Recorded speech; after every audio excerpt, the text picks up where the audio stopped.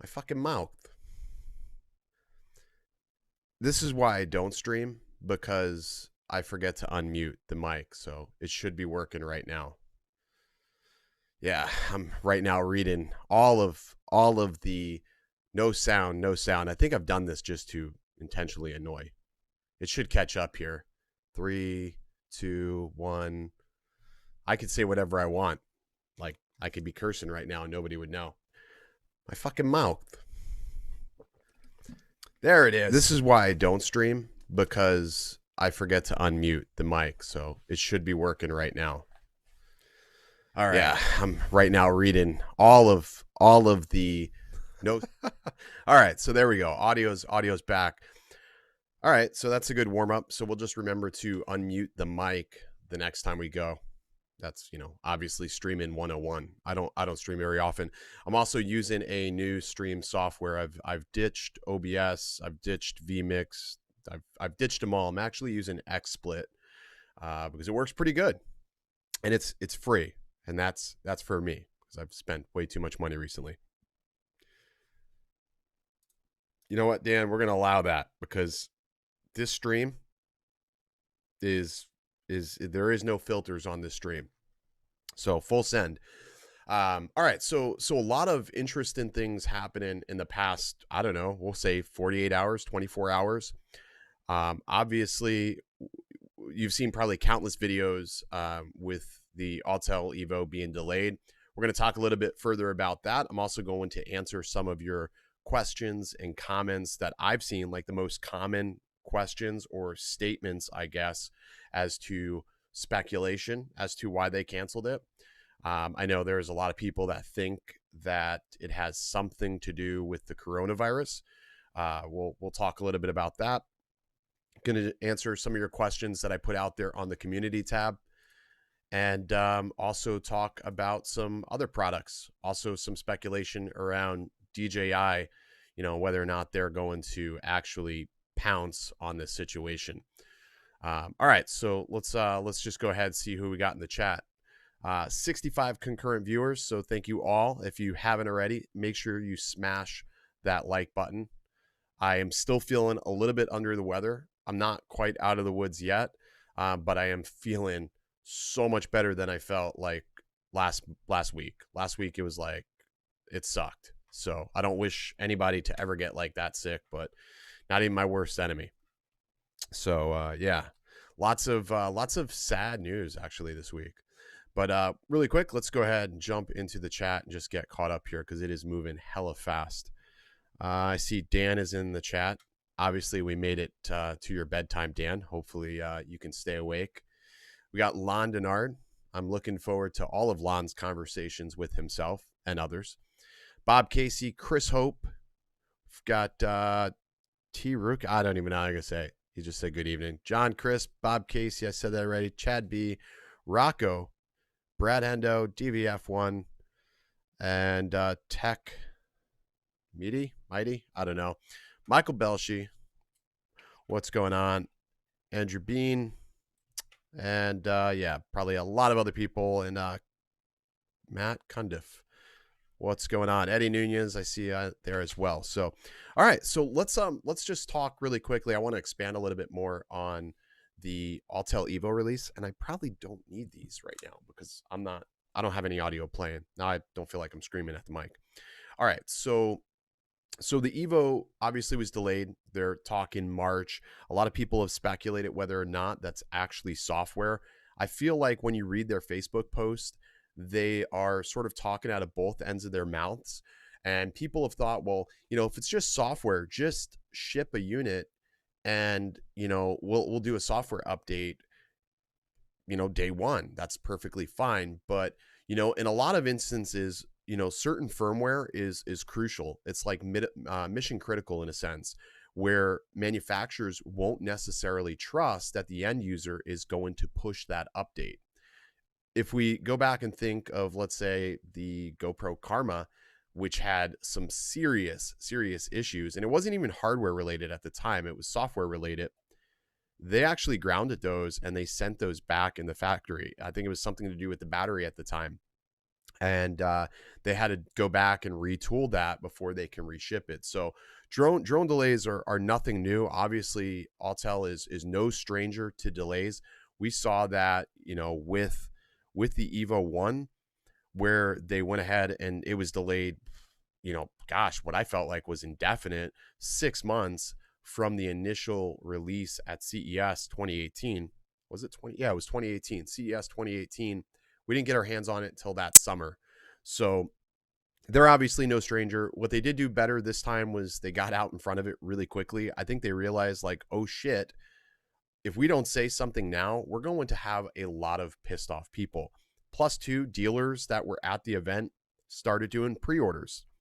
And you have people that have spent, let's say $200 to $100 for a pre-order, and now they're going to sit there and sit on that money essentially for probably a couple of months, maybe 4 months, I would say.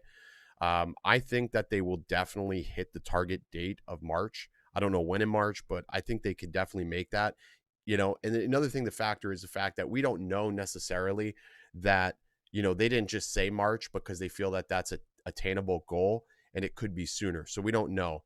I think this time around, in everything I've saw at CES, they want to please and they want to over exceed. So I do believe it is software. I didn't notice anything when I flew it specifically that I would have saw as, like, let's say, show stopping by any stretch of the imagination.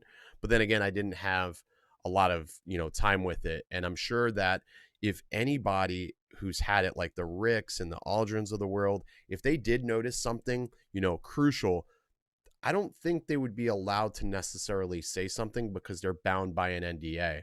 So if they find bugs or things like that, they're going to hold it close to their chest. Yeah, so I think they found something that they just can't let this go. Like it's a timed thing where they're just going to have to get it fixed before they put it back in our hands. Now, I've also heard people say, well, it's delayed because of the coronavirus. I don't believe that to be true either, because Wuhan is 11 hours away from Shenzhen. That's a pretty long ways, 11 hours away. That's about the equivalent from, let's say, Tampa to, I would say, somewhere in North Carolina, maybe a little bit further, is about 11 hours away. So China's a big, big country, and there's a lot of distance. Even though this virus is a very fast-moving virus, I don't think that, Shenzhen has much to worry about at the immediate moment, especially while they've contained it. Yes, the Chinese New Year's going on, and it's time for celebration for them, or it would be if this outbreak hadn't occurred. But I don't think the virus has anything to do with this. Usually those factories are very, very sterile environments. You got to remember, they are typically shipping and handling, very, very fragile equipment, whether it be circuit boards or whatever. And those environments, you ever see those factory workers? A lot of them are already wearing masks.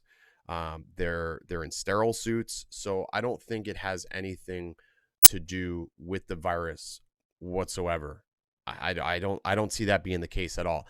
Will it delay it? Maybe the shipping process, possibly, but not specifically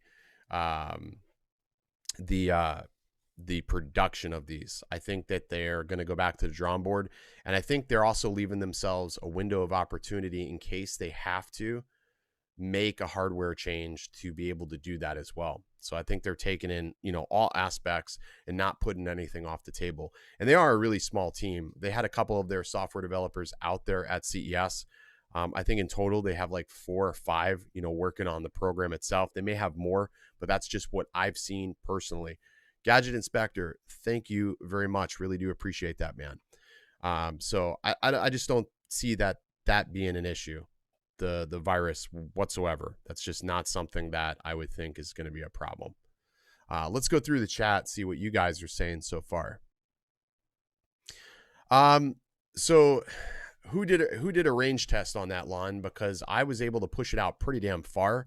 5 kilometers is still nothing to snuff at by any means. And that's still, I would say that's still a vast improvement over the Evo 1. Another thing to remember is that this is still used in the Evo 1 controller. All of the internals are the same. There's literally nothing different. You can take a controller for an Evo 2 and use it for an Evo 1. You can bind it to work with the Evo 1. So the controller is all the same. So I don't see that that's going to be really an issue. Not as of right now. I think this has something to do with what similarly delayed the Evo 1, if I had to speculate.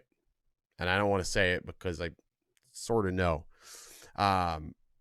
Let's see. Let's go through here. Yo, thanks, man. Let's go through. Let's see. Yeah, man, people are absolutely freaking out over this. And here's something I didn't even think about, and what had me so worried about this virus specifically, is the latency period. So it takes 5 days for you to start, seeing symptoms of this virus. And then it takes another 5 days before you first, see things in full effect. I'm sitting around there at CES. I went to CES. And if you've ever been out to CES, it is basically China. Like, it is basically China. And I didn't even think about that. I didn't think about any of this at all. And my boss was actually joking around with me. He's like, "Oh, what do you got, coronavirus?" And I'm like, "What? What the hell is he talking about?" That's how inept I was to the news. And I started doing research on it. I was like, holy crap. It's possible you could have been exposed to it. You don't know. So definitely is something scary, and hope that's not the case. All right, let's see what we got going on here. Alan Goodman, what's going on, man? Dad Random, welcome, man. No, I don't think we're gonna have to wait till summer by any stretch of the imagination. I just don't see that that's gonna be the case at all. Part of me sort of expected to delay. I thought they were a little bit overzealous. They were not even expected to be at CES. And then they showed up at CES with a product. Now the other question is, a lot of people think is, well, what about the Mavic? Personally, I don't think DJI has anything on the roadmap for a while right now. I don't think they need to. If you think about their current lineup right now, the Mavic 2 lineup is still selling really well for them. And the Mavic Mini is still selling, hands down, more drones than any other product line that they have right now. And the fact is, it doesn't cost them a lot to manufacture it. They can put it in multiple people's hands without very much restriction. I mean, it's the perfect little drone. So I don't think DJI is doing anything right now. I think too, another thing that we make a mistake, like on this end of the game, is that we believe that just because Autel puts out this Rockstar drone, or Skydio puts out a drone that can evade obstacles amazingly, that a competitor has to have a clapback. Sometimes competitors don't really give a shit what their competitors are doing. They have their own sort of, game plan. Like, think about Apple. Apple doesn't really care what Samsung does. Apple puts out one release a year for a phone, and all year long, all these other manufacturers are just cramming specs and creating another phone. But what Apple does really well is they create an ecosystem that people keep buying into. They create accessories, they create long-term support that people like, and people buy into that. And those are the customers that will continually buy their products. So when you think about DJI is sort of, meticulously building themselves an ecosystem for their products that you're buying into. So when they do release something, no matter what the cost of their next product will be, somebody is going to buy into because it's quality. They know that they're buying something that is, long-term support. I mean, that's just my take on that. I don't think, they're necessarily going to jump because Autel put out an 8K and 6K camera. That's just not how they work. If they would jump every time somebody put out a better drone or 4K 60 or whatever, we would have a lot of drones. We would have a lot of drones out right now from DJI, but they don't have to do that because their current lineup works so well. They really don't have that many issues, and they have the infrastructure to support problems when problems arise. So those are all things that you have to factor when we're talking about, potential and future drone releases. All right, so I'm going to jump back into the comments here because it's going so fast. Sorry, trying to keep up with everything here. Uh, yeah, Autel does need to make a smart controller. I agree, but I thought they had one, or I mean, they had the patents for it, but I don't know whatever happened to that. Probably again, they pushed this release out well before they could get that done, or they're deciding that maybe later on down the road that will be released somewhat similar to what DJI did with the smart controller. It's really tough to say. What do I recommend? The Evo 2 or the Zoom? I mean, the Evo 2 is not out yet, so I really can't recommend that one way or another. I didn't have enough time to really formulate a massive opinion. I liked what I saw. I liked what I saw from the Evo 2, but I didn't have enough of time with it. You know what I mean? Like, you gotta, like, I like to spend time with a product, like 2 weeks, fly it, put it in multiple situations, because I feel like so often, like, us reviewers will get really excited about something and we'll go right to the races and film a review because we had one good experience. But it's a camera. Like, this camera I'm filming on right now, I can put it in multiple situations with different lighting and it may perform differently. So the biggest thing is to always make sure that your results are somewhat similar or at least consistent. And I think that's a problem. So I won't know Evo 2 or Zoom. Zoom, I say, is a great camera. You can't go wrong with the Mavic 2 Zoom now. But that's just what I'm thinking as of right now. All right, let's keep going through. Are smart controllers worth it? I have my smart controller since the beginning, and I absolutely love it. I never use a phone if I don't have to. I've tried going back to using a phone, and I can't. All right, so let's see. Let's go through some of these more. The Zoom is a great drone that's available right now. It's actually for a phenomenal price. Some of my Mavic 2 batteries are no longer fitting in the Mavic's slot. Thoughts? Brad, if your batteries are not fitting in the slot, you need to contact DJI. Also, send them how many flights and cycles of charge you have on those, because there are instances where they have warranted batteries. They've warranted batteries for me, even though they were outside the warranty.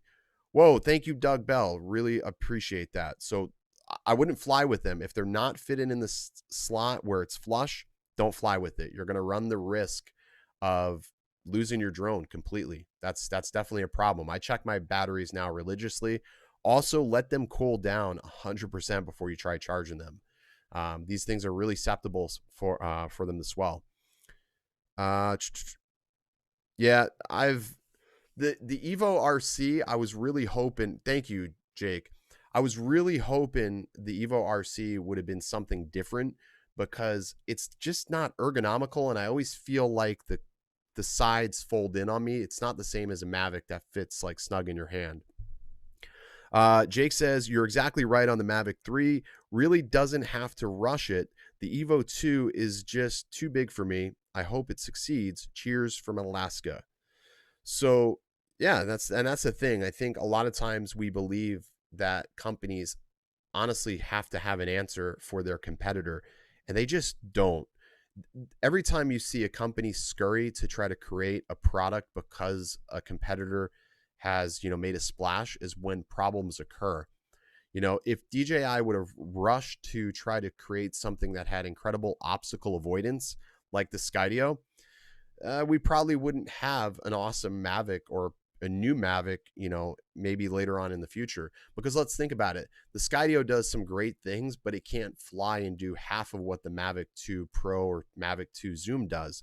So DJI probably sat back and looked, okay, whoa, this is a niche product, and we don't have to go chasing this rabbit hole. So, I mean, we've already seen a lot of disasters from the Skydio 2. And I'm sure the more it gets into people's hands, I love their concept and their idea. I just hope they grow and learn from all this. So, yeah, pretty crazy. One of the guys in here, yeah. Matter of fact, Anthony Charles lost his Mavic. I remember that. It was crazy. We both ordered our Mavics the same day at the event, and yeah, I remember watching that. How far do you suspect that the Autel pushed back the Mavic 3? Was DJI forced to make mods to design to match Autel? I don't think DJI was ever forced to do anything. If you think about how large DJI is as a drone manufacturer, the last thing they would ever want anyone to see is that their hand is forced by a competitor. You know, it's sort of like that old saying that lion don't worry about the opinions of sheep, and I think that that's true. Like DJI is going to portray that they don't really care what anybody else is doing because they're up here and Autel is down here, and if they give them any sort of ground room, maybe competitors would be like, well, wait a second, we sort of pushed the needle on this. So again, I just don't think that they think like that. And I think a lot of us have had the wrong, thought process on this for quite a while. It's easy to get wrapped up into it. Use cases on the drones and cameras, John Crisp asks, are key. Same with their storage, testing more users, the better. Yeah, I agree. And I feel like, with the Evo, so I said something in my video at the end, I said, Autel sort of kicked me in the dick on this release. And I guess, I mean, I guess I should have added some context to that. It was sort of an entitled statement, I guess, because I thought they would have at least reached out to me and, asked, if I wanted to be part of the beta test or something. I mean, after all, I was one of the first with Evo, gave them the feedback and the data that they needed to fix the horizon tilt initially in the first generation. And it was crickets from them. And then we were told that we were going to be able to use a unit to do some filming. And then we got there and they were sort of like, oh, we don't know what you're talking about. So, between myself and, and a couple of others, we sort of had to, strong arm them into it.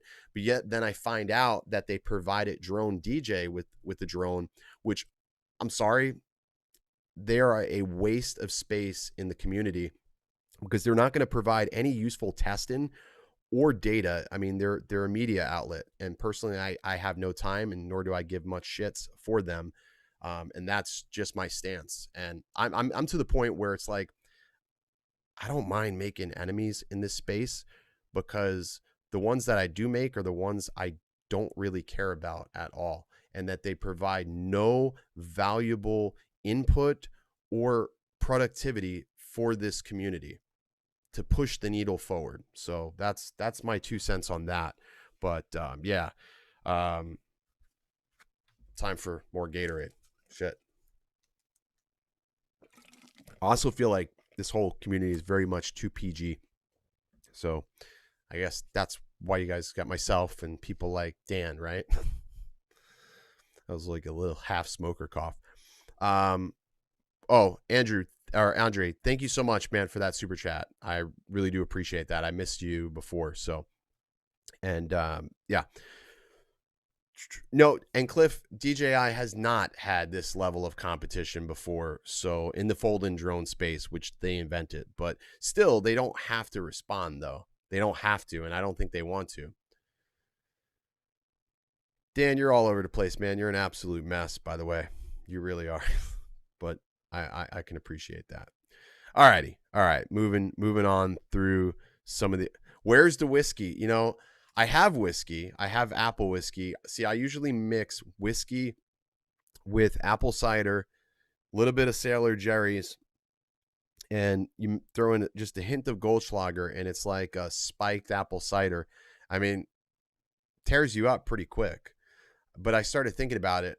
I was like, do I really want to like go into the Wednesday work day absolutely wrecked or hungover from a stream?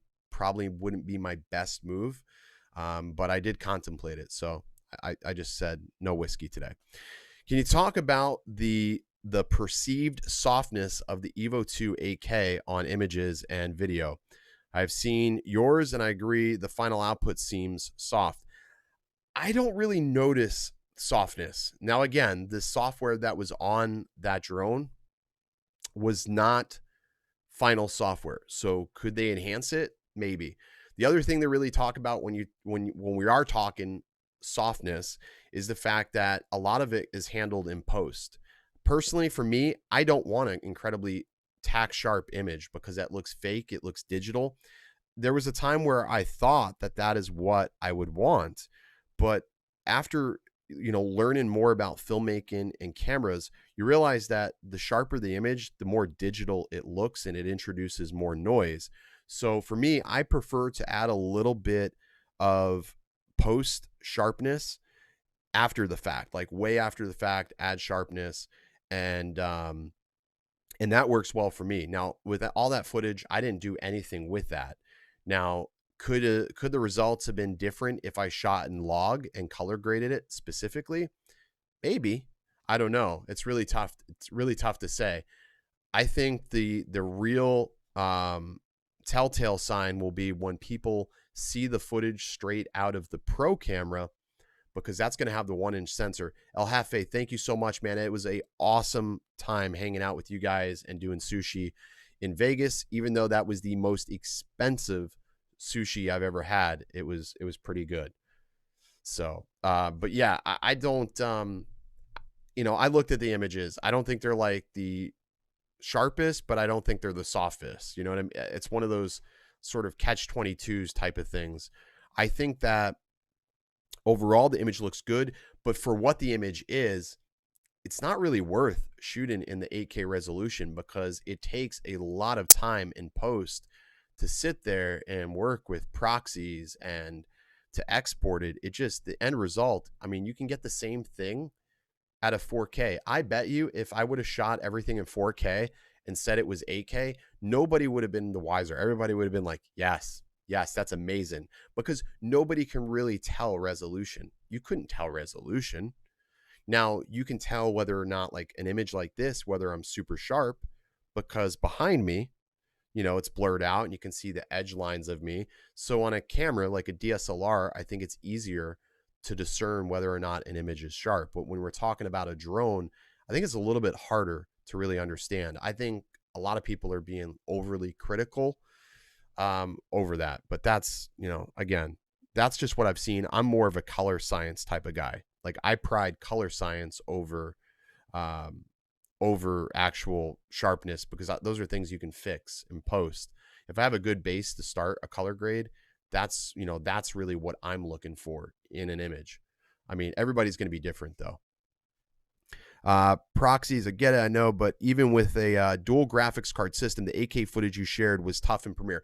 Okay, so Curtis, I'm glad you said that. That brings up an amazing point. So, I know a lot of people probably are thinking to themselves, X Dynamics, fuck those guys, because they put out a drone that totally flopped last year. But these guys are also going to be one of the only ones that are bringing out a drone that are going to have ProRes available. Now, I don't think ProRes will be free. We'll probably have to pay something for that codec, but the codec means all the world. I think where Autel really screwed up with these higher resolutions was the inability to have a larger megabit or a larger codec with, let's say, ProRes or some sort of proprietary raw codec of some sort that would allow that file to not be so compressed. Now, with doing something like that on a drone of this size, you would need to have like a CFast card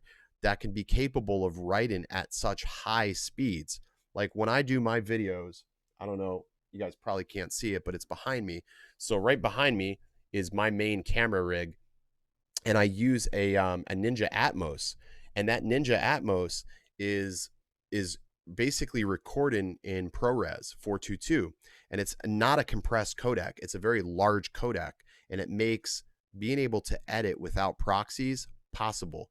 And to be able to utilize an 8K or even a 6K codec, because I hate to tell you, whether you buy the 8K or 6K, you're probably still going to end up shooting in 4K. 4K will probably still be your max resolution that you're going to want to shoot in. So that's just my thought on that, though.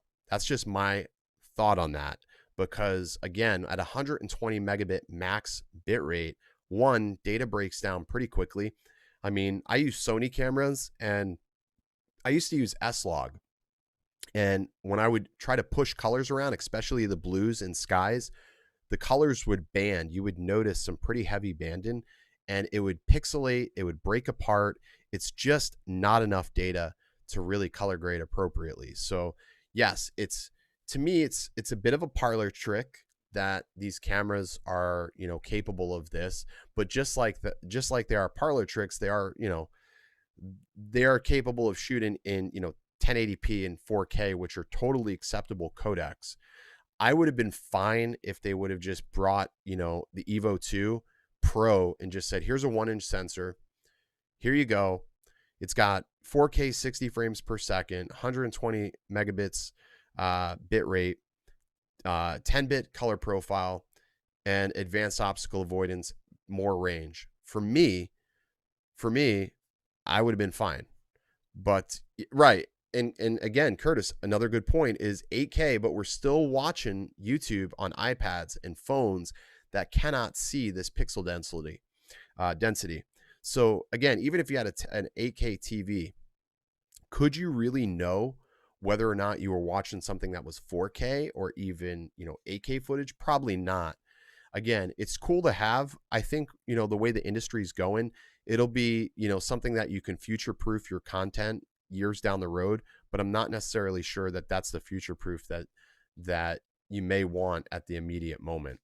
So, I mean, that's just my thoughts. I think that the 4K footage will be the telltale sign on whether or not it's going to be something a lot would want. Now, again, when I watched like Aldrin's comparison, I think the better comparison, instead of comparing to the two Mavics, what he should have did was taken the Autel Evo 1 and compared it to the Evo 1 to the Evo 2. Now, the only reason why I can see him not doing that is if Autel specifically asked him not to compare the Evo 1 to the Evo 2. I mean, he's sort of, he's a mastermind of his videos. So that would be the only reason why I don't think we saw that video, is because they asked him not to. I could be wrong, but I would have thought that would have been the first comparison. Yeah. So, and the other reason would be for you to crop in. But again, I don't know if it's really worth that. You'd have to know that you are, going to shoot something that you want to crop in on. So, well, the resolution is 6K. When you max out the resolution and you look at the definitive definition of what 8K is, it's based upon resolution. So the color and this and that and the subpixel sampling, I mean, even here, that raw footage, that's 8K resolution. It's the same as what I can pull off of, a Red camera or an Ari.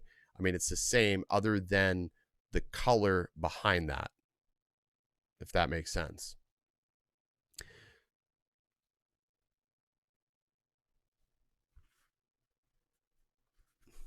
Can the 8K be pre-ordered through you now? I've actually asked that DroneWorks not take any pre-orders further until this gets sorted out, until we get a definitive timeline from Autel. And the only reason why I asked that is because there was a situation today where a customer wanted a refund and we gave him the refund. Apparently he wasn't really happy about that. What nobody understands is, all of our processing for DroneWorks goes through PayPal. So every time we process something, obviously PayPal is going to take a fee. They're going to take a cut. So it ends up costing us, I think it's like $8 for every refund that we are doing.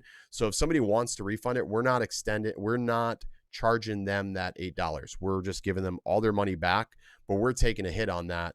And I told them, I said, just in case somebody else pre-orders and then they have a second thought, I want to have it to where someone is, and somebody tells us, hey, yes, these are shipping at X time. So for right now, we have halted pre-orders until Autel can give us a definitive answer as to which way they're going to go with this. So, I mean, that is the bottom line. But I mean, the reality is too, is if somebody wants to cancel their order, we're not going to stop them. But I think it's sort of silly, because I think that we're going to see these drones sooner rather than later, even though that they said March. They're in business to be in business. So they don't want another repeat. They can't afford another repeat. And even with everything else that's going on. I don't think it's dangerous, Cliff, because it's not something that's regulated. Like it's not like the medical field that is danger. It's not dangerous. Dangerous would be I sold you this Gatorade, and this Gatorade, I said, well, it's got 80% water and 20% whatever the fuck this mix is that they say is so magical, but that other 20% was alcohol, but I didn't tell you this other 20% was alcohol. That would be dangerous if a lot of people drink that. But if I said, well, this camera is 6K, and you started using that, and all of a sudden, you took out, Aunt Betty's cat because it's not 6K or something. Well, no, that's not dangerous. That's not how resolution works. I don't know. Shitty analogy, but resolutions aren't dangerous. They're just not flattering. I mean, it's just not. I don't know. We'll have to wait and see what they respond with. We'll have to wait to see what Autel's response to your question in regards to their resolution size is. I'm sure they have a logical explanation, because anytime I've ever asked them a question, they've always been able to retort with something, somewhat witty, I would say, and, something that made sense, but behind their logic. I just don't, think that they would do something that stupid, false marketing. It's not their DNA. 8K Gatorade. You can get it on originaldobo.com. All right. Yeah. So Simon, yeah, the PayPal refunds do cost the business. Our business, we got hit. As long as it would return to the original payment source. But in this instance today, it didn't look like it was refunded back to the original payment source for whatever reason or another. But again, hopefully that's just, the exception, not the rule of what's going to happen. But we had already anticipated that, once the news broke, once we saw that Facebook post, we knew that this was going to happen. So, and again, I'll put it like this, Zach, the owner of DroneWorks, he is just like me, and neither one of us have any F's to give in most situations. Like, we are very much, hey, we're black or white when it comes to things. I mean, you want to cancel? Fine, no problem. You want to toss an attitude? Yeah, we're going to toss an attitude right back at you. We may even punch you in the face. But this is it. I mean, it is what it is. I mean, Steve, thank you very much. That's very cool. What the hell is that? It's a little maraca. What is that? That's my very first super sticker. That is so freaking cool. Can I pin this thing? Can you pin it? How can I want to save it. It's freaking cool. That is so cool. Thank you, Steve. I appreciate that, man. So yeah, I mean, I don't know, the whole situation, being on the retail side and on this side, it's I don't know.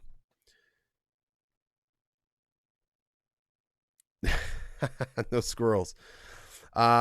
Yes, I did keep my Skydio Oracle. I did. I'm keeping the Skydio. I thought about selling it for the longest time. I thought about selling it because the more I flew it, I was becoming more and more depressed with it, because like there was all these little nuances. And so far, out of everybody, I think it's myself and Art Air Photography. We're the only ones that have not crashed ours. But again, none of us have went out of our way to crash ours.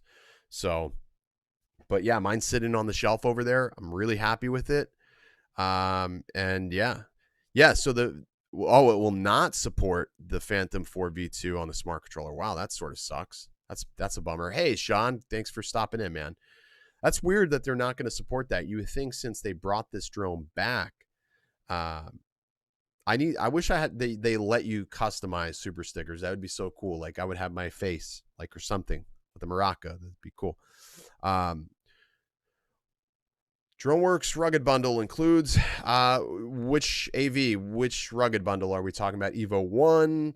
Are we talking about Evo 2? Yeah, Lon, he called me when that happened, and he was laughing the whole time because he was in disbelief that it happened. So, yeah, I mean, that's crazy, man, that his did that. But I mean, that's what made me leery of flying mine from a boat. Sean, do you even have yours yet, man? I don't know if you can't crash, but I'm sure if anybody can crash something, you'll be like number 5 to crash it. For sure. Yeah, I mean, it's hard to crash as long as you don't put it in stupid situations. What I've learned is the biggest weakness for the Skydio is the lighting conditions. If you have bad lighting conditions, you're going to have a bad experience with the Skydio 2. If you have great lighting conditions, the Skydio 2 is going to be just fine. It can see things, it can avoid obstacles flawlessly. And I didn't have much of a problem, launching from a boat. It was just the landing on a boat that was a little bit sketchy because I had to really time the drone coming down to the boat drifting towards the drone. It was one of those weird things, and man, it was very, very unnerving. I don't know if I would ever recommend doing it, and I probably won't ever do it again, although it made for some cool footage. I just don't know if I would ever do it again. The other thing too is the limiting range of that damn controller just kills me. I'm definitely going to have to get with Mike from Accelerated Heights and have him go ahead and do the controller mod, because I don't have the patience to do that, but I'm definitely doing the controller mod because the range sucks on the Skydio 2. That is their biggest weakness. I really wish that they would have fixed that.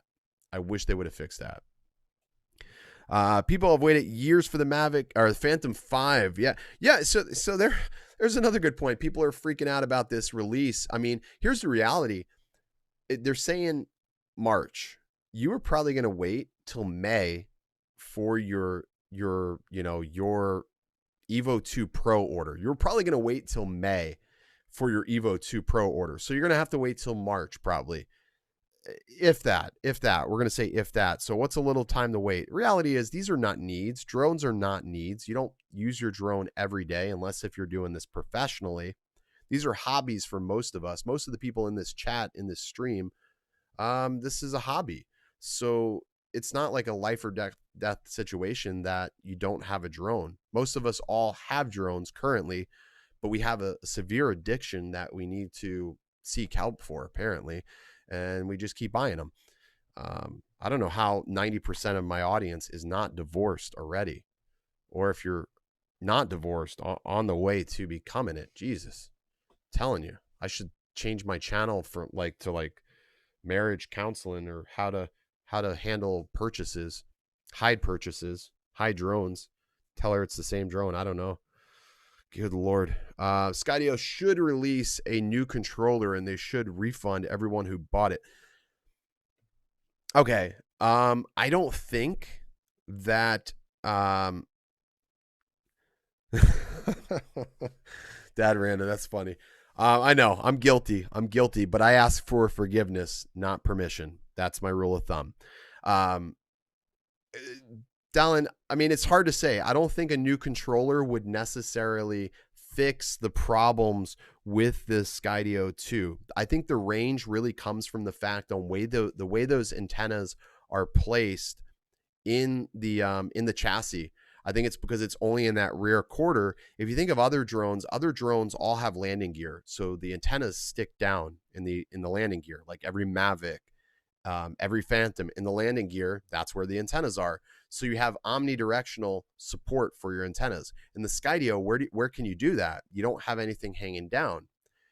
What would have been genius is if they would have made it to where in the battery, that would be where the antenna is, and it just, connect it via magnet and whatever. I mean, that would have been genius, but they didn't. Exactly. Thank you, Kelly. They are tools, not toys. Exactly. As long as you treat them as such, they shouldn't be sitting on a shelf. Exactly. That's what I tell my wife too, and she still tells me I am full of shit. But we're making progress. She stopped freaking out when packages show up, and she stopped stalking my Twitter, so I can still vent about things. And she's not like, "Oh, you bought this, you bought that." It's good times. I'm almost recovered. I'm almost sleeping in the bed. I'm still on the couch, slightly becoming comfortable, but it's getting better. Yeah, you can flip down the antenna, but I just think they should have. I think they should have did something better with the reception on that. And again, this is the reason why when that Skydio was first being introduced, they didn't want any range tests. And again, none of those people that were beta testing the Skydio 2 really had any business doing a range test, because I don't think any of them really knew what to expect from a drone. They aren't people that fly drones on a regular basis. They know how to use a drone, but I think if something would have went wrong, they probably would have flipped out and it would have been a big deal. So I appreciate that, Sean. I have been really working on the audio, although we didn't have audio for a little bit on the chat, but I think we fixed that. I just had to unmute it, but trying something a little bit new tonight. So, yeah, what I should do is what I used to do is I would have packages delivered to Amazon Locker, but drone packages, they won't deliver to lockers. That's what I do when I'm on the road, so I can still get my package, send it to a locker. But I digress. She's probably going to rewatch this, and it's going to be hell tomorrow, I'm sure. All right, let's get back into the comments. Someone's asked, so do you think we will see the Evo 2 in March? Pete, I honestly believe that they will. I don't think they would have put out a date, but I still think that they gave sort of themselves a parachute, a golden parachute, that it may not be. Again, the last thing that Autel wants to have happen is a repeat of Evo 1. I mean, the last thing they want to have happen is a repeat of Evo 1. But they can only do what they can do. And there are certain circumstances that they are probably facing that they don't want us to know happening right now, obviously, because it's obviously critical to their product. But I believe them when they say it's software. I just think that they're sort of stumped, or, maybe they do have an issue with staffing at their warehouse, wherever it's happening. They're just a very small company. Whoa, Bogey, thank you very much, man. Really do appreciate that $5 super chat. I don't have any cool or fun sounds to play when somebody does that, other than I'll give you a crisp high five, and I truly mean it. Thank you very much. Never a necessity here, by the way, guys. You never have to do that, but I do appreciate it. Anytime I do get something like that, honestly, I just sort of put it right back into the channel so we can better the quality of the content for you guys. So I really do appreciate it. Bill, thank you so much. I really do appreciate it. It's good to know that it's clear, because I was a little concerned, like 20 minutes before the show, I was trying to troubleshoot things. So it's good that things are working out. And big thank you to Kelly for stopping by. It's always good to hang out with Kelly and see him. I know you and Sean are going to be seeing each other relatively soon. Thank you very much, Kelly. I really, I will seek help immediately. I will definitely seek help immediately. Well, not immediately, but like shortly afterwards, after the show's over, type of thing. I'm going to try to start streaming at least once a month. I think that's something feasible that I can do. I like putting the videos out because the videos are sometimes easier for me to do than streams, oddly enough. Although streaming is way more fun than videos, because you get to interact with all of you. So earlier today, I did put out on my community tab, I said, we're going to do a Q&A. I thought I was going to film a Q&A, but then I sort of just sat down and did this. So I'll read a couple of the questions that were put out there on the community tab, or some of the questions out there. So Mitch Gar asked, Ken, I built my computer similar specs to yours. My question is, would you ever upgrade your 3700X to a 3950X? I have the 3700X, but still have to optimize media in DaVinci to prevent stuttering. I have 32 gigs of RAM, 3600 RAM at that, an XFX Fatboy 590 GPU. Or would I think upgrading the GPU would be better? So if you're using DaVinci Resolve is heavy on the GPU, as to where Premiere Pro is heavy on the processor. Now, personally, I really don't have a problem with the 3700X, although I would absolutely upgrade to the 3900X because it's going to draw less power. It's going to give you 12 cores, and that thing's an absolute beast. I think the 3950 is going to be a lot overkill, way too much power draw. You would definitely have to have a beast of a motherboard. You would definitely have to upgrade to a 570, and you would definitely need a ample power supply. But I would probably say ditch the AMD GPUs and just jump over to NVIDIA. like the NVIDIA RTX 2060 is a more than capable graphics card that outputs better results than most of the AMD offerings right now. So that's my thoughts on that. We'll jump back into more of those questions here in just a moment. What, you're not running a telethon like some other channels? No, I'm not running a telethon like other channels. I don't do telethons. I am of the bank of original Dobo. Yeah, so there's that. ProRes runs super smooth in Premiere Pro, and you can export so much faster with ProRes projects than with anything else. It's incredible. I love ProRes.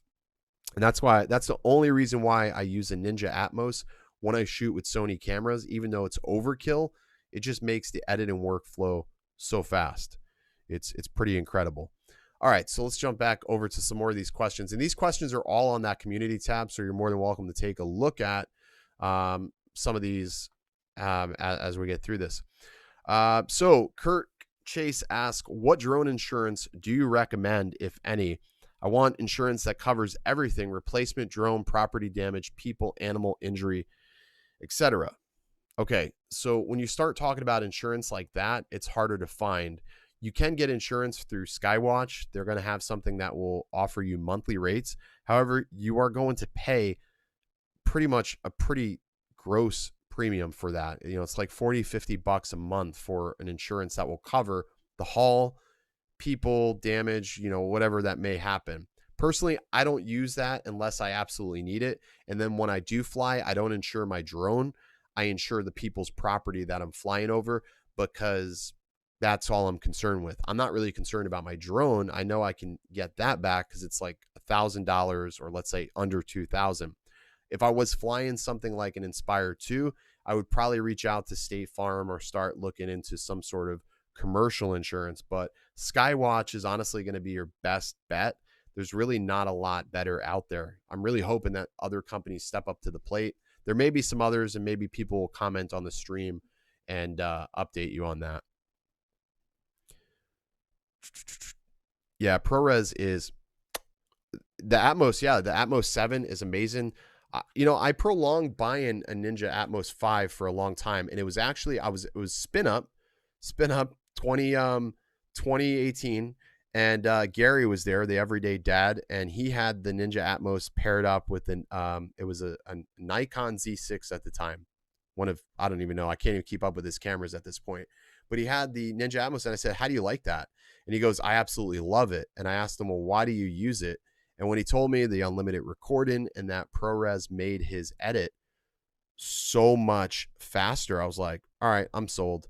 I literally went and bought one like the next day. As soon as I got home, that was like the next thing I went and bought. And for real estate, it works out great because I burn all of my LUTs into my looks.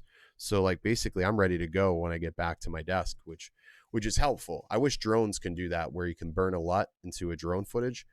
That would be awesome if they can do that. I would just be happy if they can release things on time, actually. All right, let's get back to some more of these questions. There's only 6 of them, so should get through them pretty quickly. So Dallin asks, I'm 15, trying to get into aerial photography. I currently have a Bebop 2 and have achieved decent pictures, but I would like to take my photography to the next level to get to the point. My question is, what drone would you recommend for a young drone user that wants to achieve good aerial photography but not break the bank? I'm looking at a drone between the $400 to $600 range. I know that's not much, but that's what's available. All right, so right away, Mavic Mini comes to mind. However, with the Mavic Mini, you cannot shoot in RAW, so that's a bit of a down point right there. However, there are a lot of options out there in that range that just not widely talked about. The Hubsan Zeno is a drone that I don't know a lot about, but there's a lot of channels that dedicate their time and efforts to that drone. I would highly recommend you check out that drone. However, when you do get a Hubsan, the only thing that bothers me is the support and the fact that they're also having a hard time shipping their units over here. So if you have to get a replacement or a warranty, I would just wonder, how that's going to happen. But for me, the Mavic Mini would be a good move. or you can always find one used. You don't have to buy something new. You can probably get a Mavic Air for relatively the same cost. If you search Facebook Marketplace, offer up, obviously try to buy it from, somebody but those are just a couple of things that I would do. All right, let's jump back over to here. Do you think that the 48 megapixel on the Evo 2 is similar to the 48 megapixel super resolution on the Mavic 2 zoom? Sort of. I will tell you that the photos don't look really compressed, which is good. They look crispy. I would say it's a little bit better than that on the Mavic 2 zoom, because what I found with the zoom is anytime you were photographing objects that were moving, you would get some odd stitch and blur. So I think this is definitely better than super res. The other thing is that 48 megapixel camera is going to allow you to shoot in RAW. And if you know what RAW is, you'll be able to push the colors around a lot better. The biggest downfall with super res is the fact that it's not RAW. And because it's not RAW, you can't fix a lot of the colors and information. So that would be my only drawback to that. But there is a lot of similarities between super res and that 48 megapixel camera. Again, we'll have to wait to see what the final result will be on that, though.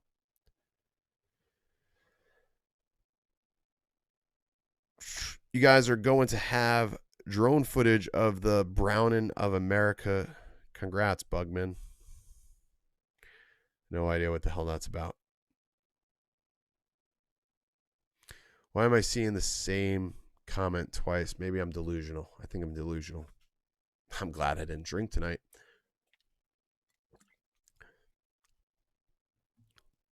All right, trying to get caught up on these comments.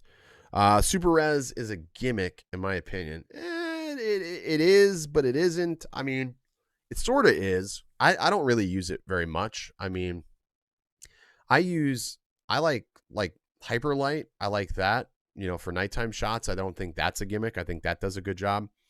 But yeah. Rich D, you asked, new FAA proposed regulations of future drones. I think there's still too many unknowns. I think what the FAA is going to end up doing is they're going to take and gather all the information that they possibly can from the comments, and then they'll try to come back at us with another proposition. I think it's going to be like, we're going to keep pushing back, and they're going to have to end up giving way. I mean, I say they're going to have to. They don't have to do anything, but I don't think that initial proposal is going to go very far. To be honest, it's not going to go very far whatsoever. I just don't see it going very far. Yeah, exactly, man. Well, people do like, you take those photos so you can remember the world the way it is now. That's the whole idea behind that. Guys, all you guys that are reminding people to smash that like button, thank you. Really do appreciate that. I always forget to when I'm in a stream, because you just get so hell-bent with chatting that you don't realize that all you have to do is go right up there and just tap it one time. Just one time, just tap it. Give it a little tap-a-roo. But really do appreciate it. Really do appreciate that. See, it's a 48 million photo sites sitting under a 12 million color filter, quad bear design. Again, Cliff, I would probably say need to get clarification from the development team on that before we speculate, exactly what it is or what it isn't, or where they're basing their 48 megapixel sampling from. I just don't see them going to market falsely. It just wouldn't make much sense. What's going on, Metro Drones? Thank you so much for dropping in, man. I really do appreciate that. I just hit the thumbs down because I don't like beggars. Hey, Tony, go fuck yourself. Nobody begged for any money. I said thank you. So, Tony, go fuck yourself. I would never beg for you. I'll actually pay you, Tony. If you give me your PayPal, I will pay you to leave my chat. How about that? I will pay you, Tony, right now. You give me your PayPal right now. I will give you $5 to leave my chat. Earn likes, don't beg. Everyone knows about the like button. Tony, once again, give me your PayPal so I can pay you $5 to go fuck yourself. Okay? How's that work for you? You stumbled across the wrong chat to even start with me, bro. Like, of all the people, of all the channels, above everybody, you like stepped in the ant fire. Pussy. To be fair, on the thumbnail, it did say viewer discretion advised. It did say viewer discretion advised. I mean, dickhead. It only ever takes one to really set me off. Just one. You know, and it's always somebody with an orange avatar. I don't know what it is about orange avatars. They just trigger me. So, I don't know. Just unbelievable. Unbelievable. Oh, well. Anyways. So, Mitt says, give me 50, I'll leave. I mean, it's just, what a jerk off. Tony's a troll. Tony probably is. You know, there's a lot of people. What I always forget is, you know, I'm cross, like you're always broadcasting across different countries, so people interpret things differently. I always forget that, and then I'm just like, you know what, screw it, I don't care. I'm not here to appease everybody. You know, I do this for fun. So one of the questions that was on the community tab was from Michael Belshi. He says, "What got you into doing this in the first place? Always enjoy watching your videos. Keep up the great work." You know, and honestly, I've been at this for probably 10 years now. My channel started in 2010, but it wasn't about drones. It was about, honestly, Android phones and stuff. And there was years and years and years that I just forgot to upload. I never would upload. And then I picked up a drone 3 years ago, and I was like, wow, this is amazing. And it made me want to make videos again. It made me want to make videos a lot. And all it ever takes is one thing. And I'm sure a lot of you are the same way. You pick up something and you get super stoked on it, and then you don't ever put it down. You know? So it's, whew, you know, I don't know. That always happens. But for the vast majority of my audience, I've got some pretty awesome people. Although I probably have one of the most toxic comment sections in the drone space because it's a very small niche. But you know what? I actually like that. It makes things really interesting. There's nothing better than waking up in the morning, you know, and you just start sifting through some of the comments, and you're just like, this is awesome. This just, I mean, it's just like, I love it. Whether people are arguing, fighting, like comments, I mean, it's just epic. You just can't go wrong. You just can never go wrong.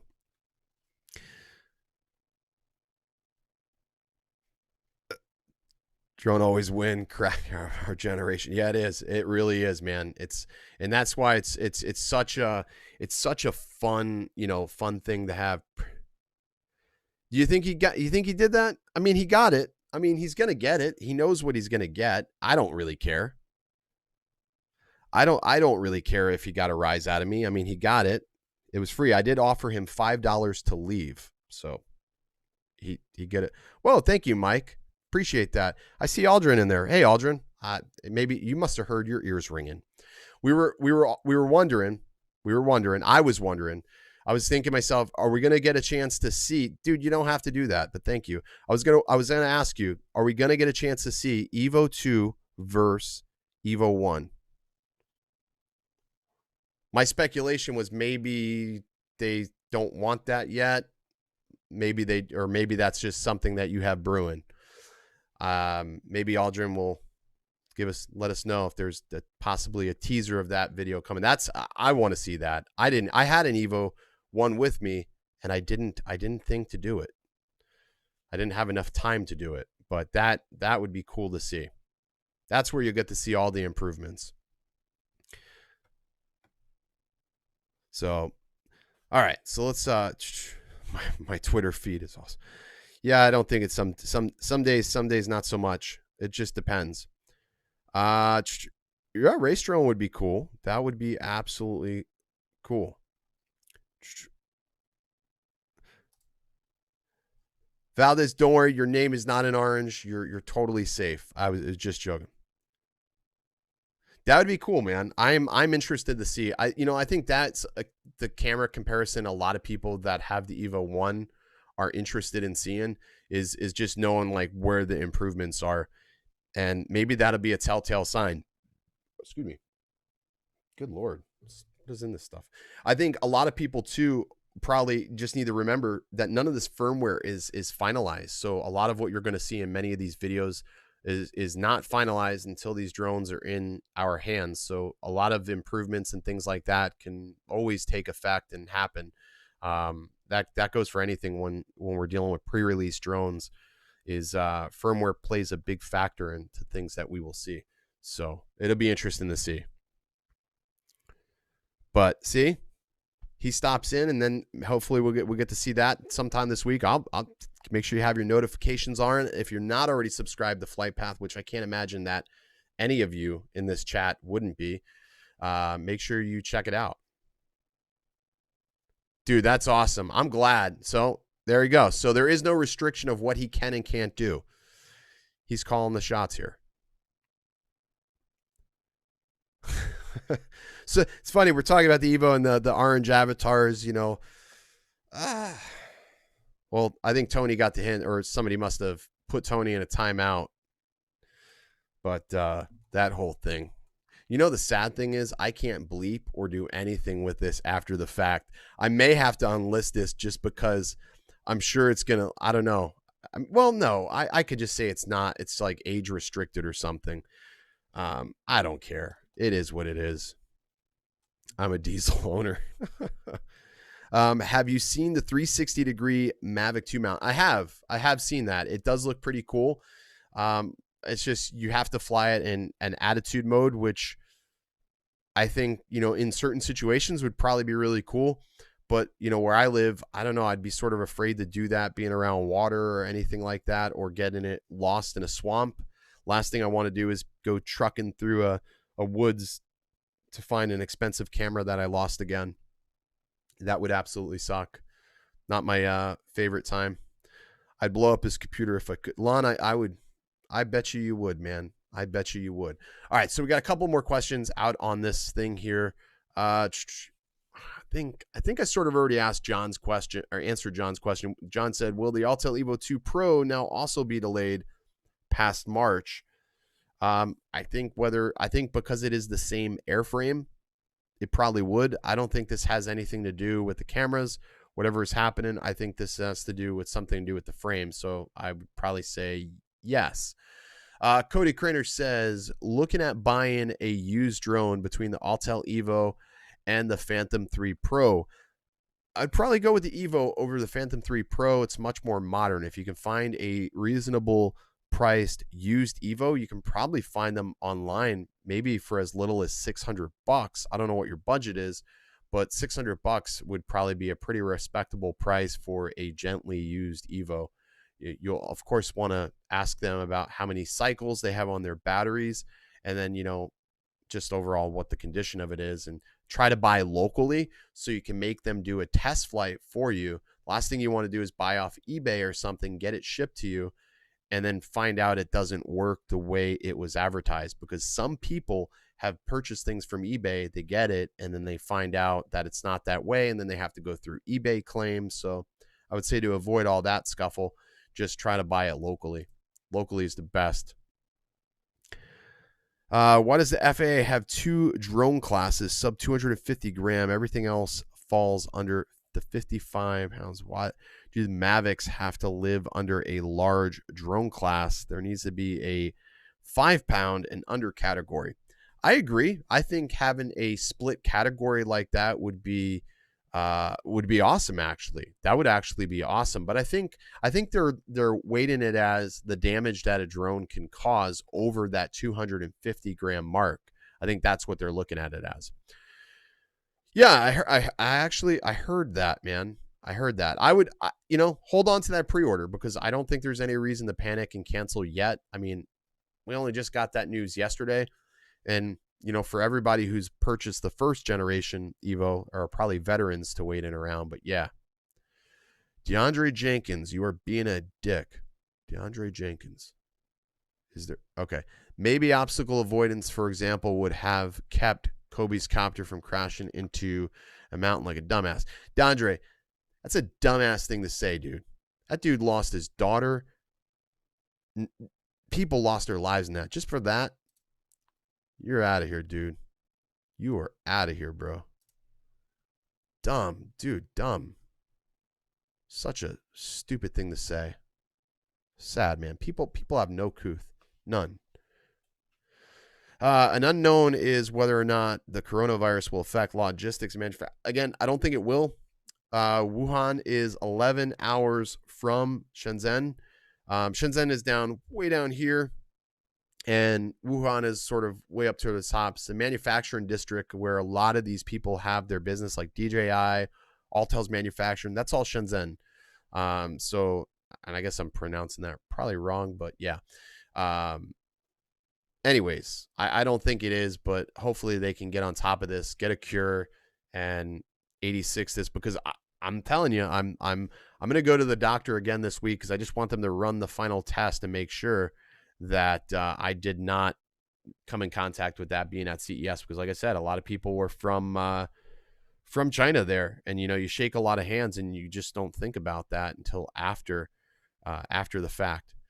No, you don't pay him for that comment. Like that's just bad. Like that's not a joke. Not today. Like you don't joke about that ever. Like I just don't think that's funny. The rumors of a third-party battery for the Skydio 2 similar to the Al, I don't know if I would trust a third-party battery in the Skydio 2. The way that magnetic is and just the tech that's in there, I don't know if I would trust a third-party battery. I don't think the batteries are really all that overpriced. Now, the charger, the dual charger for the Skydio 2, that is overpriced. That is overpriced. At $125, I just think that should have been like a $70 or $80 item. It's just this little plastic dual, I don't know. But $125 for batteries is really not that bad. 5-pound drone, far less dangerous. Yeah, I agree, but I think they're thinking about, what damage it could cause potentially on a moving vehicle, Cliff. I mean, there's so many different variables. I don't think the government's going to necessarily restrict us all. I mean, as technology is in advance and things are going to have to change, obviously, because think about it like this. Eventually, one day, the mode of transportation, you're going to be able to hop into, well, we don't know if it'll be called a drone, be able to hop into a drone and fly from city to city, or maybe fly it to work. You don't know. So then you have these obstacles of these little flying cameras.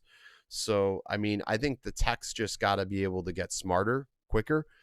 I don't think regulation has to get stronger. I think the tech has to be smarter to prevent disaster, essentially.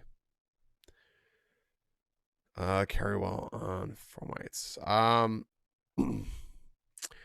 I'm not sure, Focus Elite, the exact. I know that it cannot survive on inanimate objects for very long. Although I was just watching a video before the stream started, and they were talking about how fast this one can spread. So, I mean, I get it. 11 hours when you have an epidemic isn't very far, but hopefully they get it contained and they have, everything quarantined and it stays over there. Right? That's what I hope anyways.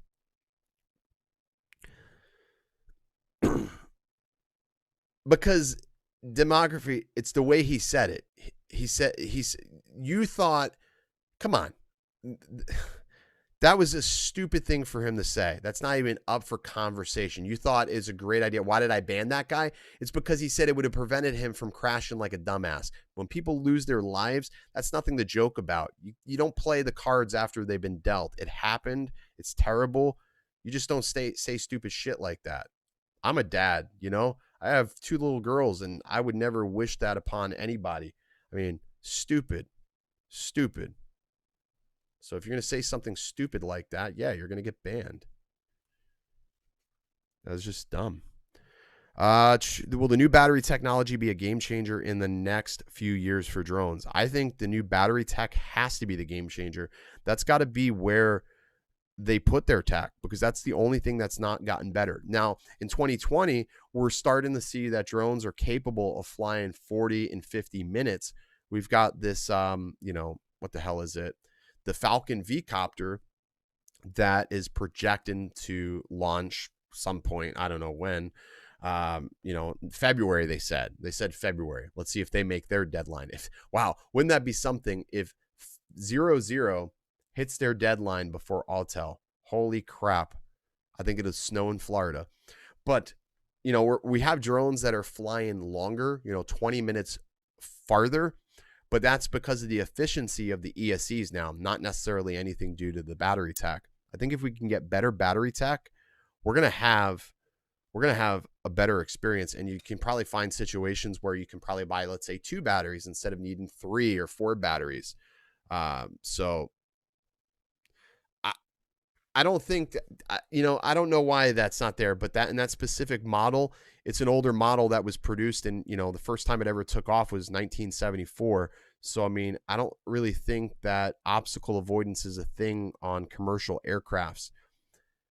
I also don't know if that would have helped him, because he was flying in a VFR and then went into a situation where he would have needed instruments to guide himself out. So there's a lot of things. I'm not a commercial pilot, so I don't want to speculate, but I don't know if that would have necessarily helped. But again, terrible nonetheless. My buddy, is your Rokinon 12 millimeter for your 12 mil? My Rokinon 12 mil is for a Sony A6400. I have had that 12 millimeter for the M50, and it worked really well as long as you're shooting in 1080p. If you tried shooting, in 4K, you're going to get that 1.33 additional crop on top of the stupid crop that Canon puts on there. So, but yeah, the 12 millimeter Rokinon is awesome. Let's see, buy the Evo 1, zoom, or wait for the Evo 2. I mean, it's not that far around the corner. It depends. Do you not, Rich, if you have a drone right now, I would say maybe wait it out. If you don't have a drone and you want to fly right now, the drone I would recommend for you, I'd probably say get the zoom. I think you would have a lot more fun. It's a little bit more of a capable drone than the Evo 1. I love the Evo 1, but I would probably go with the zoom over the Evo 1 at this point for a couple of different reasons. What's going on, Cardoso? Thanks so much, man, for stopping in here. Always good to see you, dude. Always good to see you. Best friend's son was a player and became a coach with Coach Autel. Lost him, his wife. It is, Steve, and that was just absolutely just, man, devastating to even it's like anytime you see something like that happen, sometimes we would see things on Facebook and they were not true, and when I saw that, I was hoping that it wasn't true. I was hoping that it was not true, and then when it was confirmed, it was just gut shot. It's not what you want to see have happen. So never want to see something like that happen in any event. So very, very scary situation. Yeah, definitely I would go for the zoom though. Rich, I think that the user experience is a little bit more refined. The Evo 1, it was a great drone for what it did. It did a great job, but the zoom, the range, the consistency of OcuSync, all those little things, bundled into a nice package is great.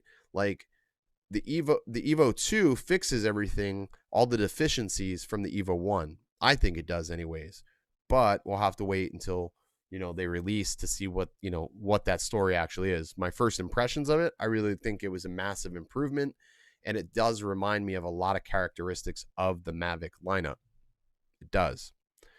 I haven't heard anything, Luke, for Mavic 3 at all, 0. And if anybody's putting any videos out there on a Mavic 3 beyond somebody's wish list, they are absolutely full of shit, because there hasn't been a leak, nothing, no FCC documents on Mavic 3.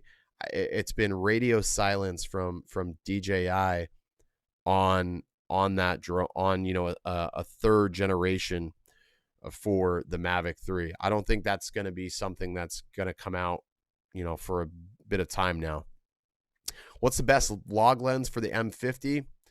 No, it's not. It's fine. Best vlog lens, you get yourself a 10 to 18 millimeter Canon lens. They are $229. A little bit pricey. They're somewhat plasticky. It's an f4.5, so it's not the best aperture, but it is an autofocus lens, and you pair that with an adapter. You get a Canon, I think it's an EFS to E mount, or E mount, Canon EFS to M mount, and that will be that would probably be the best vlogging lens, because then at least you're not going to be like right up close to the camera. I had that lens. It was actually really solid. I did see the rumors for the R5. I'm a Sony fanboy, so I'll pay attention to Canon rumors, but I don't think I am going to jump from Sony for quite a while, because all of my Sonys are absolute workhorses and they work really well. So it's a question that came up here. Where was that? Trying to think. Do I think that DJI is falling behind? No, I don't think they're falling behind at all. I don't know. A lot of people seem to believe that. I don't think that they're falling behind. Yeah, Viltrox, Mavic Bow. I don't think DJI is falling behind at all. Again, they don't have to do any. They have the best tech, the best drones on the market right now. Still, like the Mavic 2 lineup can still do things that the Skydio can't do. The Mavic 2 lineup is still the only drone on the market of its size that can be used in a professional environment right now, because again, the Evo 2 is not on the market. There's nothing else on the market that really compares or competes. And until something else happens, DJI can sort of sit on their tech a little bit and just sort of see how it goes. And again, they're still making money. They're still pushing those units that they've already developed. It's a smart plan. Again, they're in business to be in business, and that's exactly what they're doing. And they're doing that. They're executing that effectively. Exactly. They can sit back. And that's the thing. Good chess players watch their opponent. You know what I mean? They're not like always, they're sitting there and they're watching the opponent and just calculating their next move. That's the smartest thing that they can do. Catch-up's a thing. Like, catch-up's like a relative term. I don't think, thank you, Rocky. I appreciate that, man. I don't think people are really playing catch-up. I think everybody's like sort of developed their own tech, their own niche. But with drones, it's a little bit more condensed, because you got like Unique. All right, you want to talk about a company that's far behind? I think Unique's pretty far behind. They have zero social media presence, really. They don't interact with their fan base or their followers. They don't do any sort of marketing. They haven't put out any drones that are really edgy that could captivate an audience. The Mantis lineup is a joke. So they're the ones that need to play catch up. And they've already suffered big blows from DJI and people like Autel. And, even Parrot took chunks of the market away from Unique. So they're the ones that definitely got to play catch up. But in all of this, the greatest thing is the fact that, the more competition we see, the better the products are going to be for the consumer. You're going to have more choices. There isn't a right or wrong thing to do. Serious, what kind of computer can handle 8K footage? The computer I'm on right now can handle 8K footage. My MacBook Pro can handle 8K footage. Again, that's what proxies are for, though. Like you edit with proxies, you make a shadow layer, and then you're fine. I mean, it's totally fine. DJI sets the standard for most part, and the other companies are the ones catching up. They're standing on DJI's shoulders most of the time. Yes and no. I mean, they're just the most well-known. They're just the most well-known company. I don't think their companies are standing on their shoulders. I think everybody sort of, tries to carve out their own specific product type, and I think that's also why, Autel has clung on to that orange color, because that's their trademark. You know what I mean? Everybody's trying to cling on to their own trademarks. I mean, but it's just like in phones. Apple does phenomenal things. A lot of times people will wait and see what Apple does and then try to emulate it. So it's all the same thing. Oh, that's a good question, Cliff. I had a feeling that one may come up. So Cliff asks, will Autel sell worldwide now?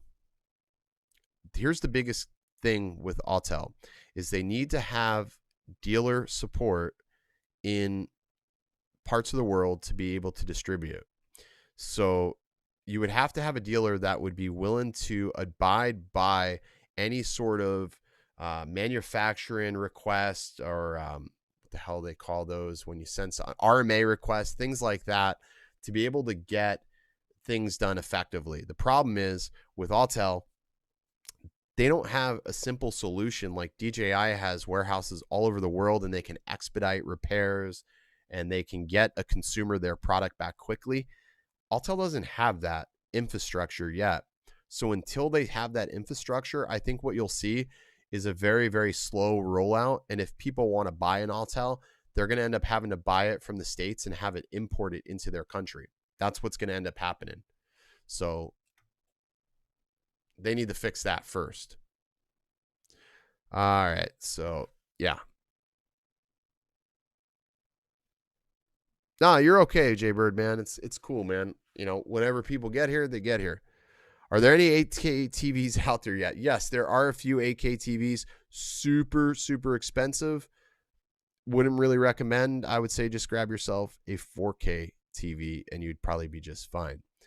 But yeah, guys, we've been streaming for almost an hour and a half. It's 10:25. We started 2 minutes before 9 o'clock. I think what I'm going to do is go ahead and call the stream here because I'm pretty darn tired and I've got to be up super early for work. And but yeah, so first off, really like to thank everybody for stopping in tonight, hanging out, chatting. Great conversation. I think there's a lot of good information. So if you're catching this stream later on down the road, definitely go back and, you know, read some of the comments and information, because there was really good info here tonight. Good conversation from everybody as a whole. Really do appreciate it. Also appreciate everybody who threw in a super chat. Pretty dope. Thank you very much. Also, big thank you to my Sony camera for not overheating on this live stream. I'm going to start using DSLRs during streams. I actually got rid of that Logitech Brio that I used to use. Logitech Brio was the worst webcam I have ever owned, bar none. Worst webcam. So definitely going to start just using DSLRs. Way better, way better. So hopefully the audio is good. I think that XSplit works really well, so I'm going to continue to use this for my streaming. It's super simple and just no problems. But all right, that's going to do it. As always, guys, stay original, and I will see you in the next video.